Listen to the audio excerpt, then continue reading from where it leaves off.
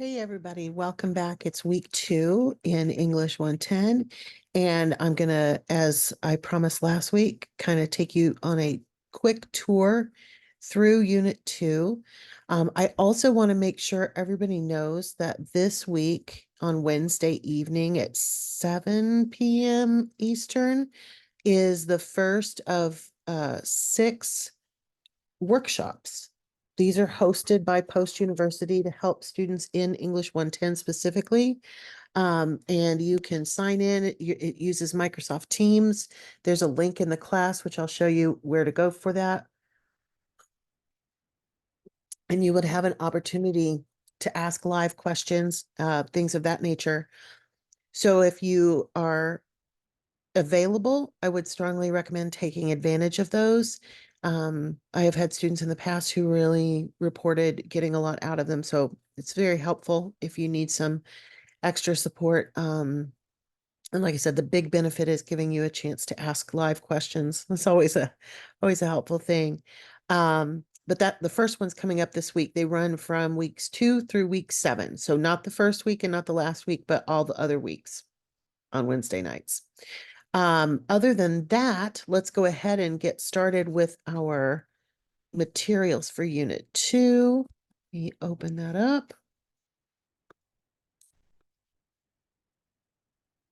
All right, so as usual, you will see that when you sign in, of course, you come in on the announcements page. So we're going to go ahead and click on Unit 2. The Unit 2 overview, you definitely always want to read those carefully. They're not super long. They don't take very long, but it will give you some heads up on what's coming throughout the week. It's a good time to preview what's happening and then kind of come back to it at the end and review it. This week's readings and resources, you do have a chapter from the textbook writing guide with a handbook, actually 2 chapters, sorry, I can't read today. Your readings are from chapter 12 and chapter 16. You can click on those links and it will take you directly to the readings. Next, we have an article called Tone and Writing Structure. Again, there's a link, so all you have to do is click on it. And then we have a link to one of the resources that you will always find that you might find very helpful. If you notice over here on the far left-hand column, there is a link for Grammarly and Academic Writer. And one of the readings this week is from Academic Writer. So this will get you kind of also looking at that resource. Excuse me, Academic Writer is produced by the American Psychological Association. So when we say APA, that's who we're talking about. There's an additional reading from W. Kamau on 5 C's of Writing, which is a LinkedIn article. Burchard, which is called The Science of Strong Business Writing. Now, if you're not majoring in business, don't be alarmed. Business writing really applies across the board in all work fields. So I know sometimes when people say, well, I'm not majoring in business, but it's a helpful article too, I promise.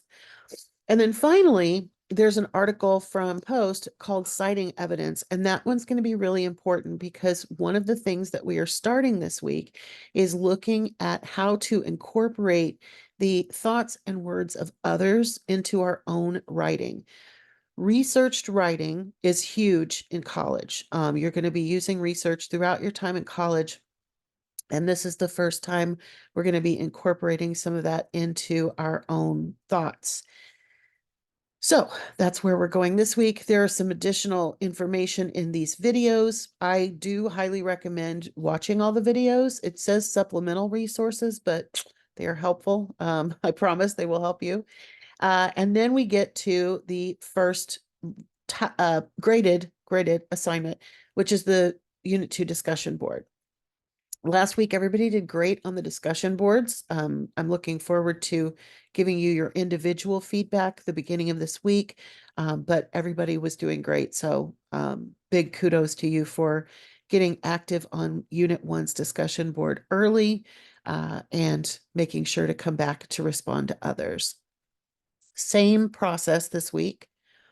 You want to post your own response to this prompt by Wednesday night, and then take the rest of the week until the following Sunday to reply to at least 2 classmates. So, what is your discussion board about this week? As explained in our unit overview, we are surrounded by information. Identifying what information we are presented is reliable and credible is important. So, in this discussion, you will answer the following questions in a well-developed paragraph.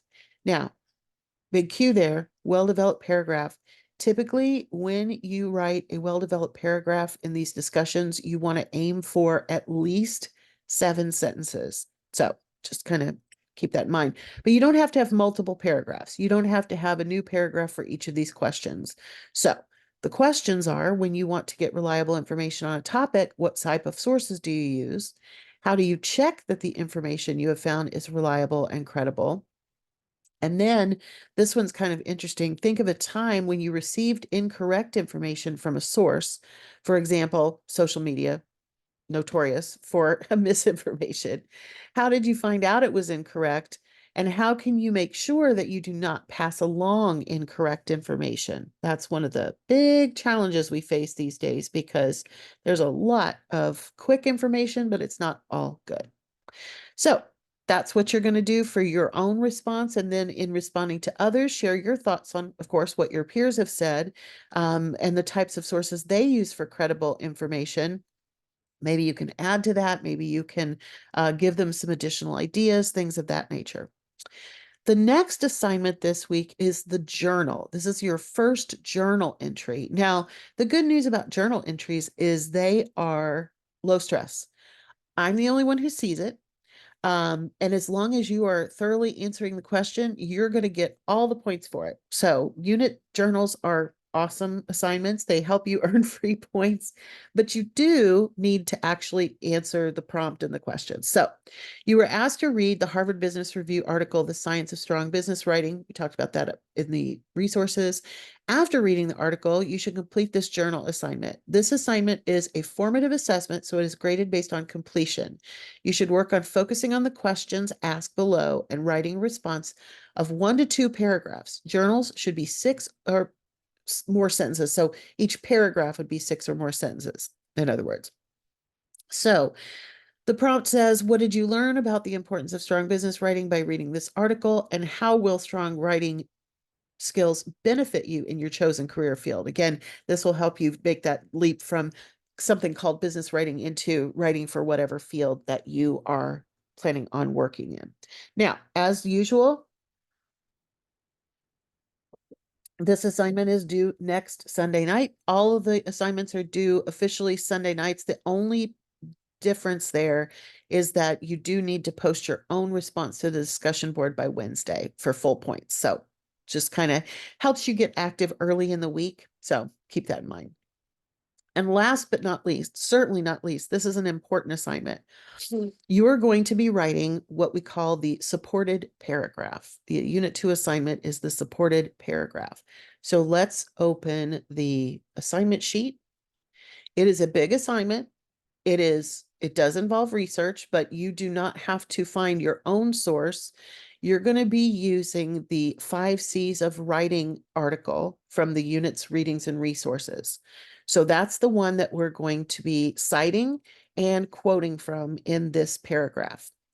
So you're going to read the assignment, signed article, 5 C's of writing.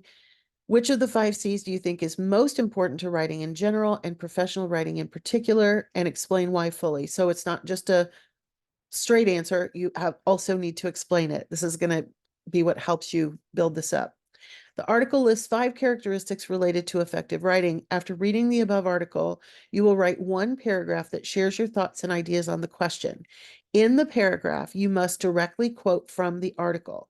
You should use a proper in-text citation after the quote and include the reference listed above on a references page at the end of the assignment. Now, they did not give you the full reference here, so I'm going to show that to you. I'm also going to give you a sample document. Your writing should be done in a third person point of view and not use first person pronouns. The main reason for this, and you've probably been told this before, is that when we say things like I think or I believe or I read this and I did that, we actually weaken our writing. So when we write for academic purposes, we just make the statement. We never have to kind of apologize that it's just our opinion. So you'll speak in third person and you're going to avoid using I, we, that kind of stuff. This paragraph, like I said earlier, needs to be at least 7 sentences, probably no more than 9. If it's a little longer than that, that's fine, but you don't want to go cuckoo crazy with with a paragraph either. And it's going to be submitted as a Microsoft Word document in proper format like we worked on last week. And again, I'm going to give you a new sample that you can use. Okay, the rubric is here. And again, like I told you last week, it's a good idea to review the rubric both before and after completing your assignment before you submit it, so that you can make sure that you've targeted all of these criteria. All right, so let's take a look at that article and cite it, and I'll show you how to set up your paper. Oh, interesting. If you do not have a LinkedIn account, you're clearly going to have to make one, but I do have a LinkedIn account, so I should be able to just sign in if I can remember my password. I cannot.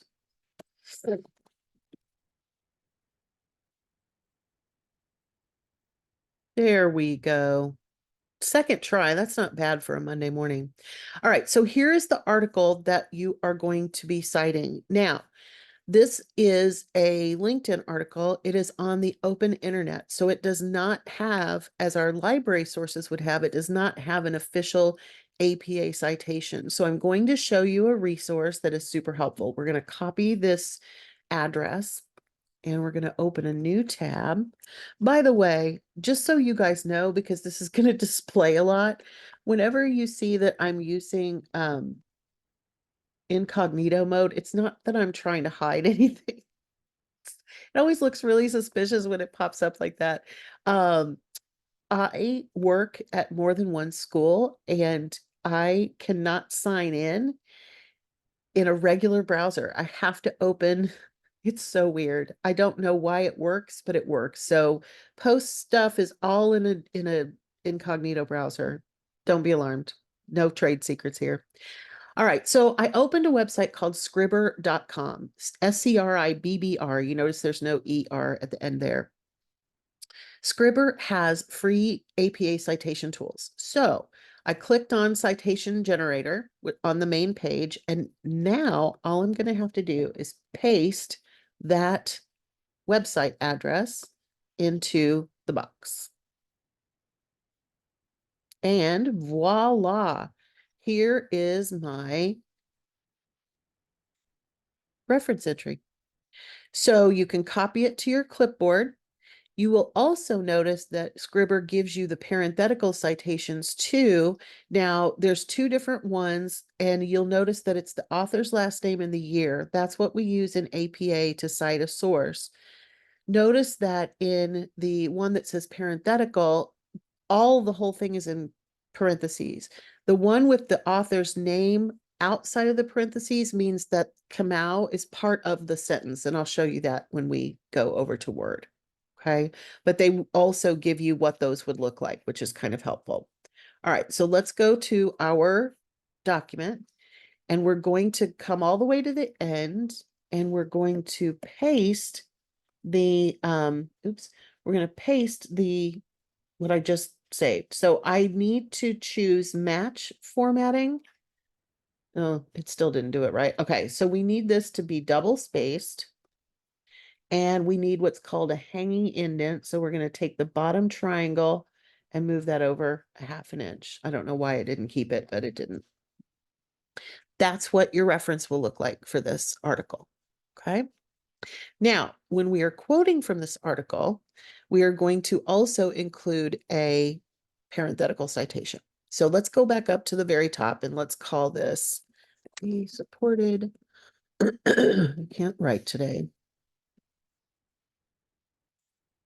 You're going to include your first and last name. Remember, this will be English department because you're writing it for English class. If you want to use your major instead, that's certainly fine, but okay, we are in ENG110, which is what were we, college writing? My name is, and the due date for this assignment would be next Sunday, which is the 12th.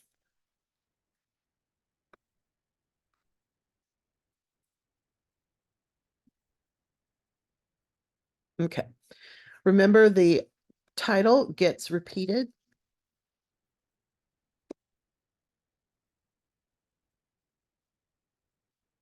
And then we're going to write the paragraph right here. Now, you don't want the quote to be at the very beginning. You want to give some information first. I'm just going to make a sentence up. Writing clearly and professionally is important. No matter what field of study one takes, one follows. Notice I didn't say I follow. I didn't even say you follow. Third person. So we're going to have 7 to 9 sentences total. So let me put in a little bit more here, and we're going to embed the quote kind of right in the middle. So one of the things that I want you to be aware of when you're quoting things is that you obviously need to use quotation marks, you need to use the in-text citation, but you also want to make sure that you do not just blurt it out in the middle by itself. Typically, you want to have a little kind of introductory phrase. So I'm going to use the fact that this was a LinkedIn article. So I'm going to say in a according to LinkedIn. And then I'm going to put my quote. Let me grab a quotation from that article because I still have it open.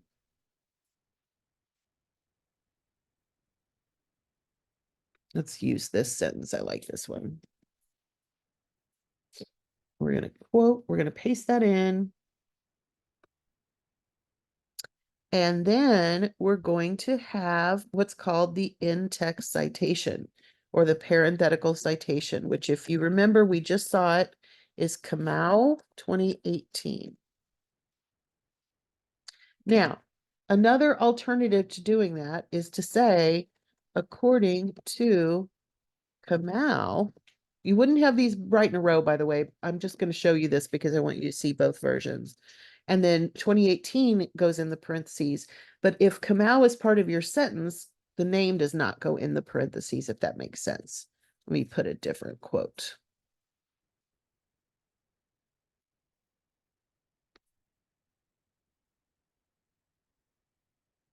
Let's use this sentence.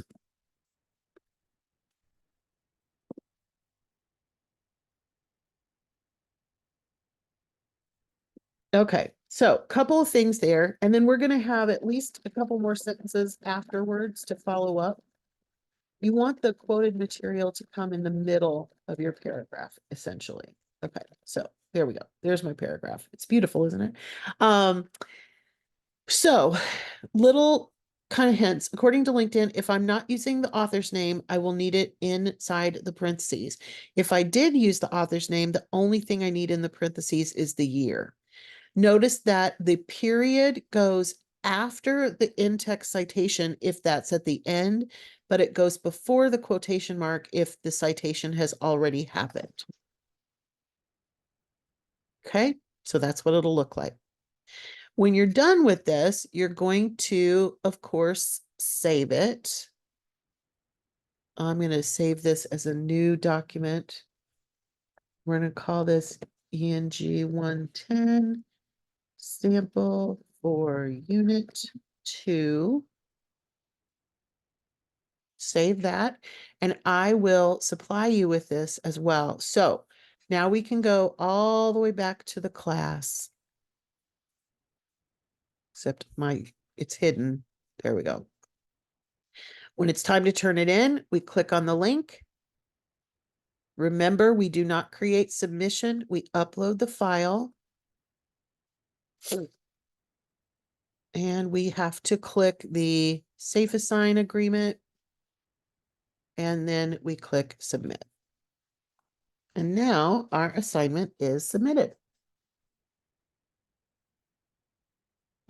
There you go.